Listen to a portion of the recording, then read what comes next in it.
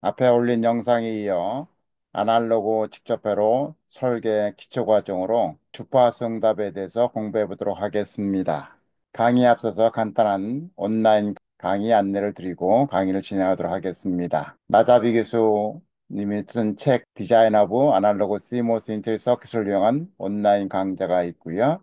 모듈 1과 모듈 2로 구성되어 있습니다. 모듈들은 각각 6개월 과정이고요. 모듈 1, 2를 들으면 12개월 과정이 되겠습니다. PLL 강의가 다시 오픈했습니다. 파워 메이먼트 IC를 강의를 하고 있습니다. 12개월 과정이고요. 16주는 준 강의를 병행을 하고 있습니다. 2월 1일 날 다시 개강을 하려고 하고요. 관심 있는 분들은 커뮤니티를 참조하셔서 강의를 신청하시면 되겠습니다. 강의는 지메일을 보내주시면 되겠고요. 그러면 제가 안내를 해드리도록 하겠습니다. 모든 강의는 유료입니다. 지난 시간에 이어서 이번에는 과수 응답 중에서 포를 좀 더 공부해보고 다음 영상에서는 제로를 공부해 보도록 하겠습니다. 우리가 주로 다루는 것은 리니어 타임 인베리언트 시스템이에요. 한국말로는 선형, 시불변 시스템입니다. 자, 여러분 선형이라는 의미는 뭘까요? 우리가 다루는 것은 분명히 모스펫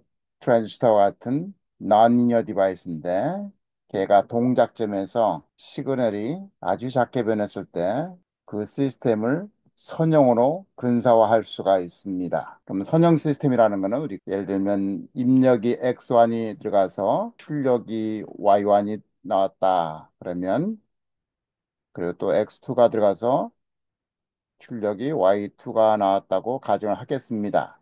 그러면 이 시스템에 X1 플러스 X2가 입력으로 들어가면 출력은 Y1 플러스 Y2가 나온다는 겁니다. 즉 다시 말하면 우리가 회로망에서 배웠던 중첩 원리와 비슷한 경우가 되겠습니다. 얘는 이제 덧셈의 특성이라고 그래서 additivity라고 부르죠. additivity라고 부릅니다. 이게 선형회로의 가장 중요한 특성 중에 하나고요. 또 하나는 선형회로는 X가 입력으로 들어갔을 때 Y가 나온다고 가정하면 여기에 A배 한 X1, A는 상수가 되겠습니다. 이렇게 되면 출력은 YT인데 여기에 출력에 AB가 된다는 거죠. 이런 시스템이 이제 선형 회로의 중요한 특성이 되겠습니다. 시불변이라는 건 뭘까요? 시간에 대해서 응답 특성이 시간에 의존하지 않는다는 거죠. 예를 들면 X가 입력이 들어와서 Y가 나오면 이놈이 타임 시프트를 T0로 하더라도 Y는 동일하게 T0가 나온다는 거죠. 즉, 응답 특성은 시간에 의존하지 않는다는 겁니다. 이러한 시스템은 타임 도메인에서는 미분 방정식으로 모델링을 하게 됩니다. 미분 방정식을 풀면 그 시스템의 해를 구할 수 있어요. 응답 특성을 구할 수 있습니다.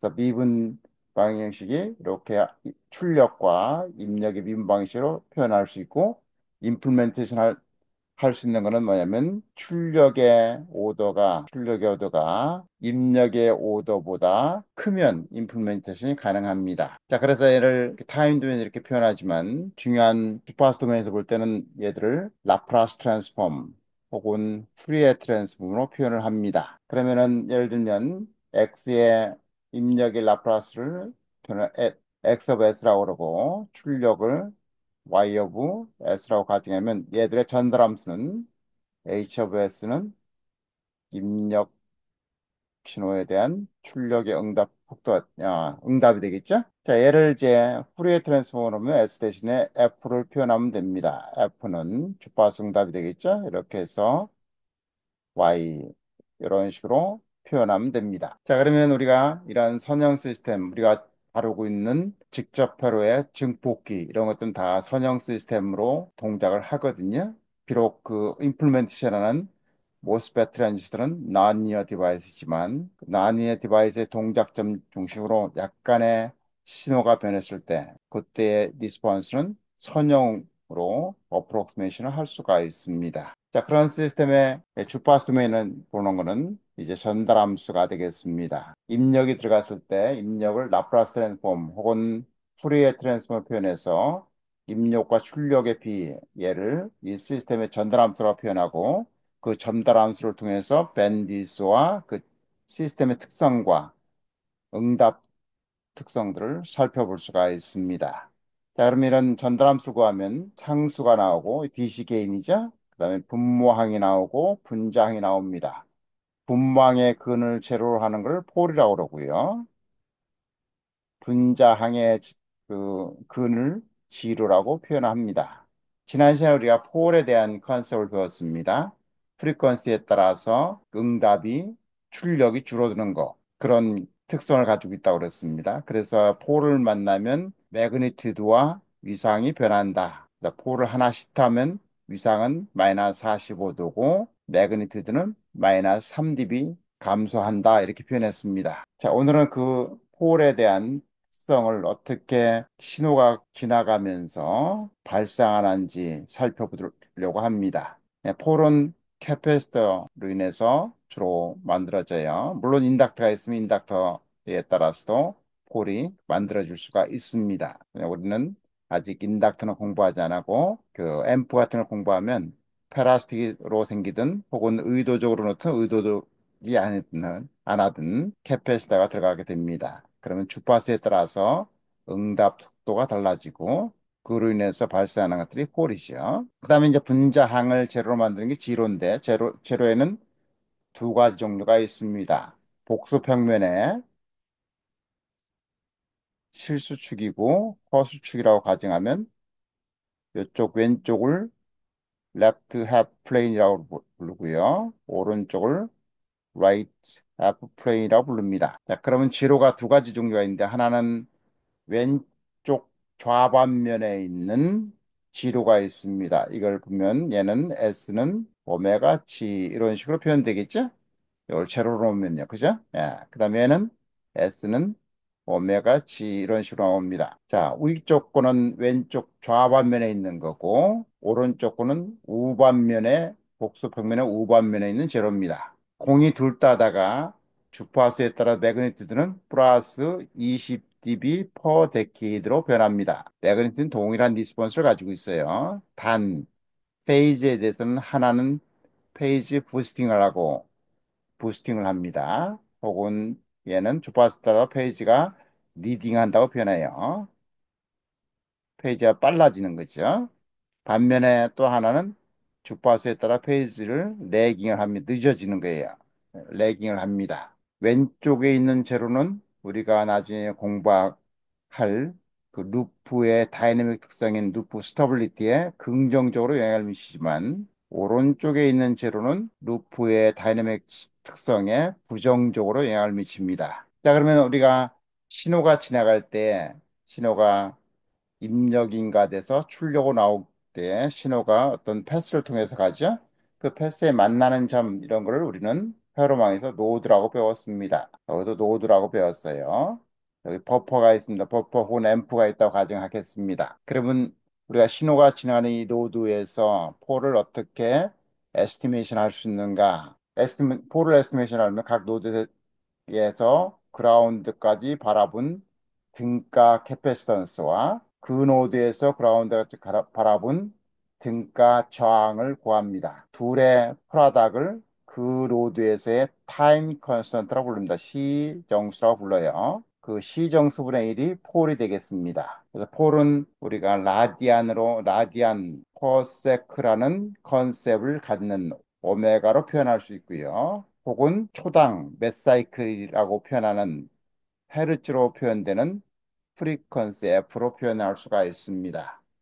라디안 퍼 세컨은 뭐냐면 라디안이라는 거 어떻게 되나요? 라디안이라는 거 우리가 수학에서 배웠던 것처럼 이렇게 원이 있으면 원의 이 반지름과 이 아크의 길이가 R이면 이걸 완라디안이라고 표현했습니다. 그러니까 원을 한 바퀴 돌으면 2파이 라디안이 됩니다.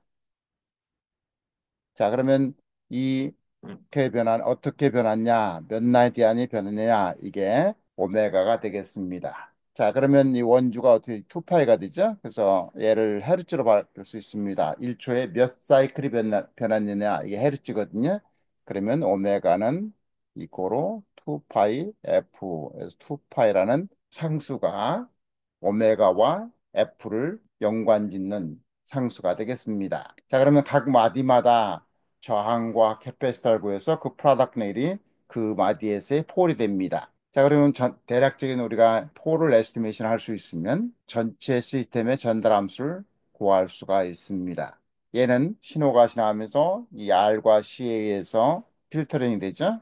그 신호가 A배만큼에서 또다시 R2, C2에서 필터링이 되고 A2배만큼하고 R3와 C3에서 필터링 된 후에 출력이 나오지요. 자, 그럼 얘들을 각각 전달함수 구하면 노드 N1에서의 전달함수 어떻게 보면 one of RC 타임 컨스턴트로 구성되는 이 폴이 나옵니다. 그리고 증폭 A 하고요. 그 다음에 마찬가지로 두 번째 단도 동일하게 R2와 C2에 의해서 발생하는 폴이 하나 생기고 그다음에 증폭 A2를 하고 마지막 단에서는 R3와 C3에 의해서 폴이 생겨서 출력으로 나타나게 됩니다. 이렇게 전달함수를 우리가 구할 수가 있어요. 자, 그러면 걔들의 우리가 아이덴티티 폴을 각 노드마다 연관 지을 수 있다고 그랬습니다. 그 노드에서의 캐패시턴스와 그 노드에서의 그라운드까지 저항을 구하면 등가 저항을 구하면 그 프로덕트이 폴이라고 그랬으니까 이렇게 우리가 많이 공부할 커먼 소스 앰플리파이어가 있습니다. 그러면 입력 인가되고 RC 통하면 여기서 전달함수가 1 플러스 S RS의 C1분의 1이 되겠죠? 그 다음에 그러면 이 신호가 여기 게이트 전압이 나오겠네요. 게이트에 GM만 하면 드레인 소스 간의 스몰 시그널 커런트가 됩니다. 그 커런트에다가 아웃풋 임피던스를 구하면 RD하고 CL이 패러렐로 되어 있겠죠? 그 다음에 커먼 소스니까 인버전이 됩니다. 마이너스 전체 우리가 전달 함수를 구할 수 있어요. 그래서 R과 C 인풋 단에서의 시그널 지나가면서 발생하는 주파수 특성이고요. GM을 곱하고 아웃풋 임피던스를 곱하면 전체 입력에서 출력까지 전달 함수를 구할 수가 있습니다. 자, 예를 보면 마이너스는 인버전 됐다는 거고요. 180도죠? 페이스로 보면 180도입니다. 여기는 DC 게인입니다. 그다음에 프리퀀스는 노드 1, 입력단의 노드 1에서의 홀에 의한 프리퀀스 리스폰스가 있고요. 출력에서의 N2에서의 RT와 CL에 의한 폴에 의해서 또 프리퀀스 리스폰스가 발생합니다. 자, 그래서 우리는 예를 보면 이 특성을 매그니튜드 특성을 볼 수가 있고 그 다음에 페이즈 특성을 볼 수가 있어요. 마이너스니까 180도가 올 거고 그죠? 그 다음에 폴은 마이너스 아크탄젠트 이렇게 표현되죠. 그래서 매그니튜드와 주파수를 페이즈 리스폰스를 우리가 볼 수가 있습니다. 마찬가지로 커먼 게이트인데 커먼 게이트는 DC로 보면 드레인 소스 간의 커런트는 이렇게 흐른다고요. 그죠? 드레인 소스 커런트에 곱하기 소스 쪽에 토탈 임피던스는 소스 쪽에 신호가 되겠죠. 그러니까 동일한 그 드레인 소스 커런트를 출력 임피던스 곱하면 출력 응답이 된다고요. 출력이 된다고요. 자, 그러면 얘들은 커먼 소스와 달리 DC에서 입력에서 출력까지의 위상 변화는 없습니다. 동상이라는 거죠. 인페이스라는 겁니다. 자, 그러면 얘를 DC부터 보면 어떻게 되면 DC부터 보면 이렇게 됩니다. 캐패시터가 영향을 안 준다고 가정하면 여기부터 여기까지 오는 DC는 어떻게 될까요? 이렇게 되겠죠? RG 저항 디바이드 하면 여기서 임피던스 DC는 어떻게 됩니까? 1 오브 GM 플러스 바디 이펙트까지 하면 GMB 이렇게 되겠죠? 그 다음에 요거분의 1이면 토탈 입력이 변해서 출력 IDS 커런트를 변화시키는 effective transconductance가 되겠습니다. 거기다가 출력의 저항을 곱하면 대략적인 DC 상태에서의 게인이 되겠습니다. 즉 프리퀀시가 캐패시터에 영향을 주지 않는 프리퀀시 여기까지를 DC로 보면 그때의 게인이 되겠습니다. 그리고 이제 프리퀀시가 캐패시터가 프리퀀시에 의해서 영향을 받으면 그때는 요 노드 N1에서는 이 RS와 C1에 의한 폴이 하나 생깁니다. 이렇게 그죠?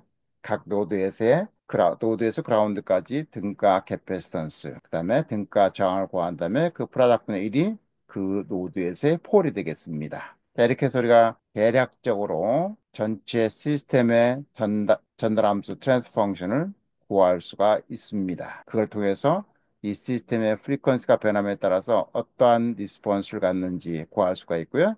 이 시스템 밴디스가 어떻게 되는지, 또 걔를 타임 도메인으로 보냈을 때 타임이 변했을 때, 즉 유닛 스텝으로 변하든 어떤 인풋의 신호가 변했을 때 출력이 어떻게 리스폰스하는지 알 수가 있습니다. 자, 이렇게 해서 간단하게 지난 시간에서 폴이 각 노드에서 어떻게 발생하는지, 그 폴들을 어떻게 에스티메이션 하는지 살펴보았습니다. 다음에는 시로에 대해서 공부해 보도록 하겠습니다.